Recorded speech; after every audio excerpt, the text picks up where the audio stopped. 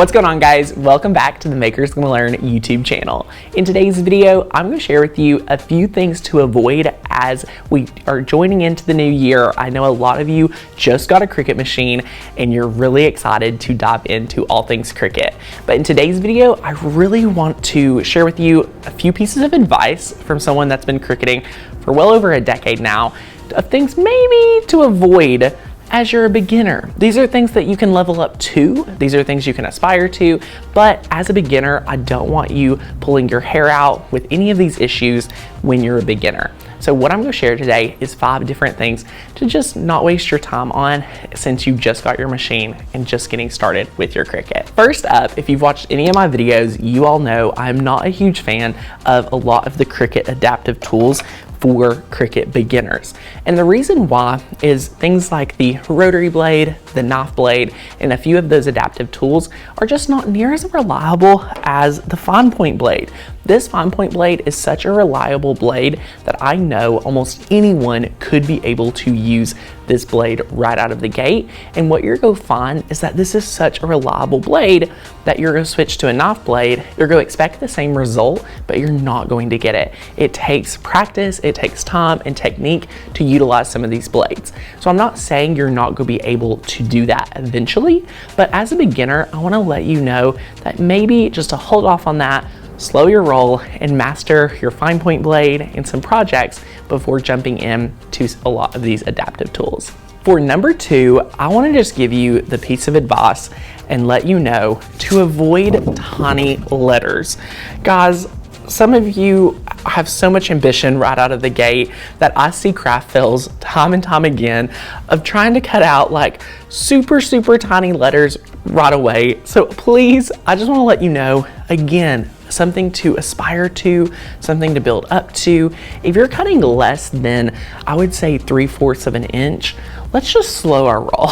Let's just calm down, focus on, mastering weeding, script vinyl or cursive vinyl or, anything like that that is a little bit smaller before diving in to some of these tiny letters, because you have to master your settings. You have to make sure the blade's good. You have to have a great product of vinyl to do that. Again, I'm not saying you're not going to be able to ever do it, but as a Cricut beginner, someone that maybe have only had their machine a month or two and only got to craft in a few times, let's not waste our time doing some of those tiny little cutouts. What I can recommend for you is to turn it into a print and cut.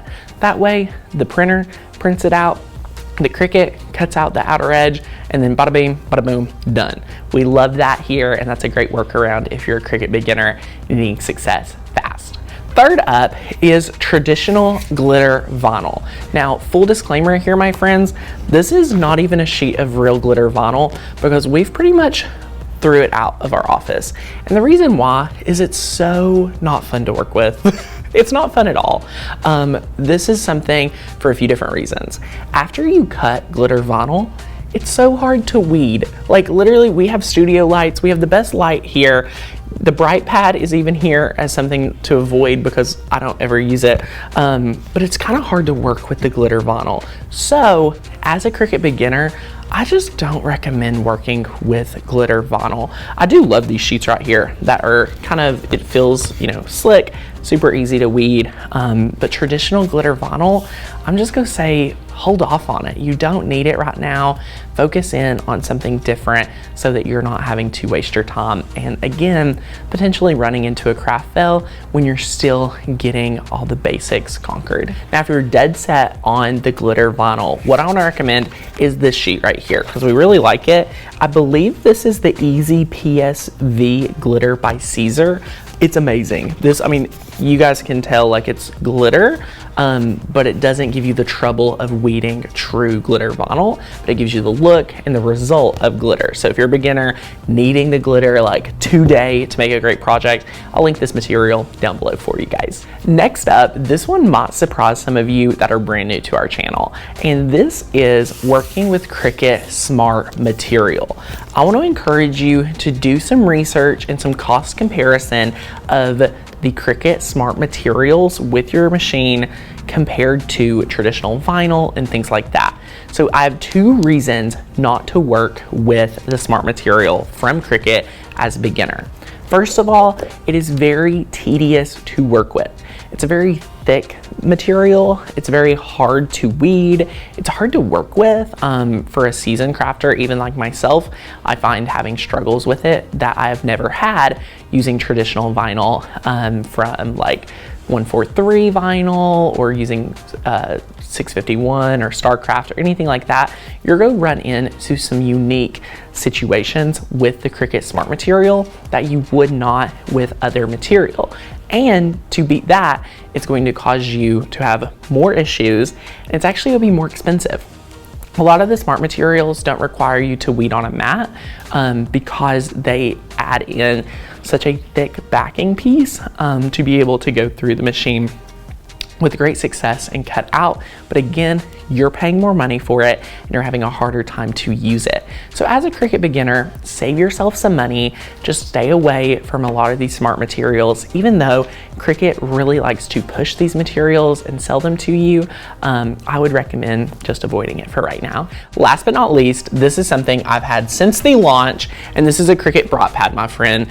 Do not feel like you have to have a bright pad, as I've barely ever used mine. Now, you may argue that, Tanner, you have a studio, you have lights, you have this, you have that. It's really not useful for me, so I only would recommend this if you are working pretty much close to the dark. Like if you're in a very dim room, somewhere that has no light at all, and needing to have some great success. Now, personally, you could get the same results just using your iPad and putting it underneath your Cricut mat and just having it on like a really bright white screen or anything like that to get great results. So if you have great overhead light or a light on your craft table at all, the bright pad may not be for you. So definitely think about saving that money and putting it through to more material or really anything else you may be looking for your craft room. And that, my friend, concludes all 5 different things that you may want to avoid as a Cricut beginner. These are all things you can level up to, you can aspire to, and get better at. But if you're a Cricut beginner looking for success right away and not having any craft fails, these are the 5 things I would avoid as a Cricut beginner.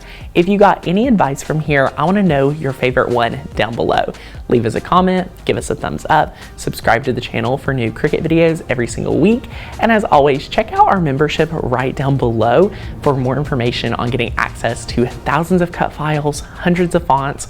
We have an amazing training program. If you're a year member to our program, you're going to get all the training you need to master your Cricut machine start to finish. We seriously walk with you to take the machine out of the box and do everything then on out. We even include a commercial license to make money with your machine.